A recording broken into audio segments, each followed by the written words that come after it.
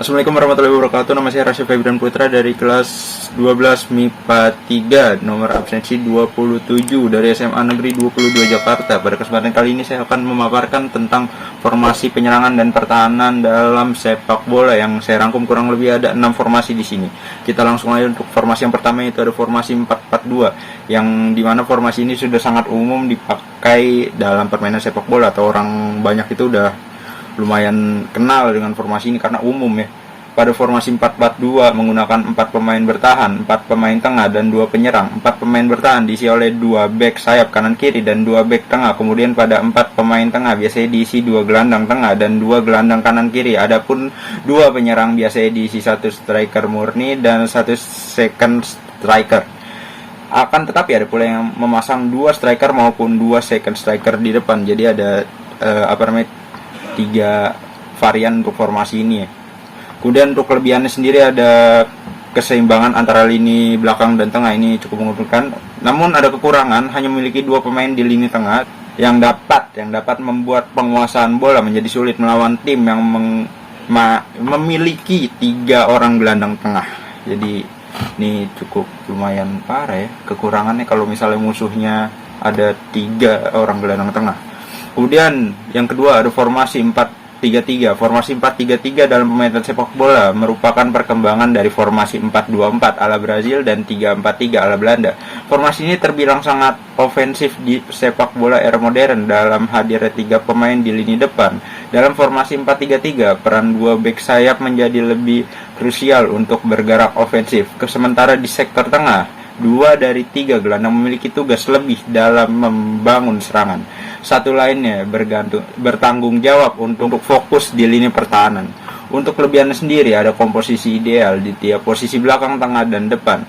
Kekurangannya adalah kelelahan karena formasi ini kerap bermain cepat. Jadi kalau yang pakai formasi ini pemainnya dipaksa, secara tidak langsung dipaksa untuk bermain cepat, jadi mudah kelelahan untuk pemainnya sendiri. Terus kemudian ada formasi 4-5-1. Formasi 4-5-1 berarti 4 pemain bertahan, 5 pemain tengah, dan 1 penyerang. Seorang pelatih yang menggunakan formasi ini akan fokus pada lini tengah mereka untuk menguasai pertandingan sekaligus membuat beragam serangan. Untuk kelebihannya sendiri, banyak pemain tengah dibanding barisan lainnya membuat tim lebih mudah menguasai jalannya pertandingan. Jadi kalau yang pakai formasi ini pertandingan bisa dikuasai oleh mereka ya. Kemudian kekurangannya, mengingat fokus pada pengendalian lini tengah, seringkali ada kecenderungan penyerangan tunggal dalam formasi 4-5-1 menjadi trisolasi karena mendapat tekanan ekstra daripada barisan pertahanan lawan. Yang selanjutnya ada formasi 3-5-2. Formasi 3-5-2 adalah salah satu formasi dengan 3 bek. Kendati bermain 3 bek, 2 pemain tengah yang berada di sisi lapangan akan ikut turun membantu pertahanan sehingga akan membentuk 5 bek.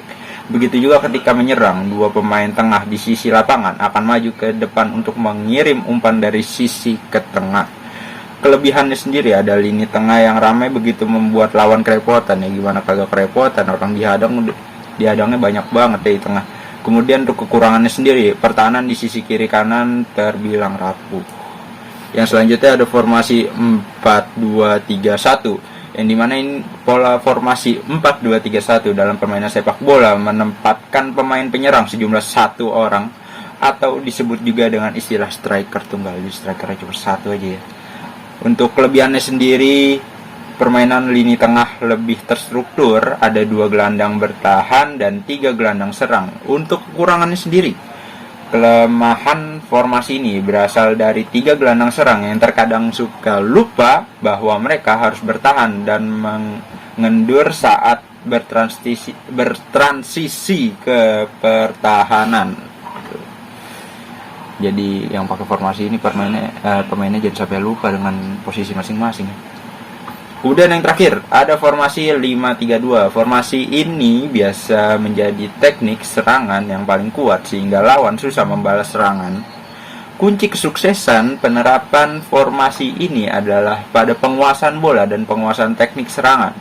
Untuk kelebihannya sendiri, lini pertahanan lebih sulit ditembus oleh lawan. Ini cukup menguntungkan ya. Untuk kekurangannya sendiri, itu penguasaan bola di lapangan tengah akan sangat minim. Karena yang bisa dibilang formasi tengahnya cuma ada 3 orang ya. Sekian ya pemaparan dari saya. Mohon maaf apabila ada kesalahan kata maupun penyebutan ataupun dalam segi menjelaskan definisinya. Ya, sekian dari saya. Wassalamualaikum warahmatullahi wabarakatuh.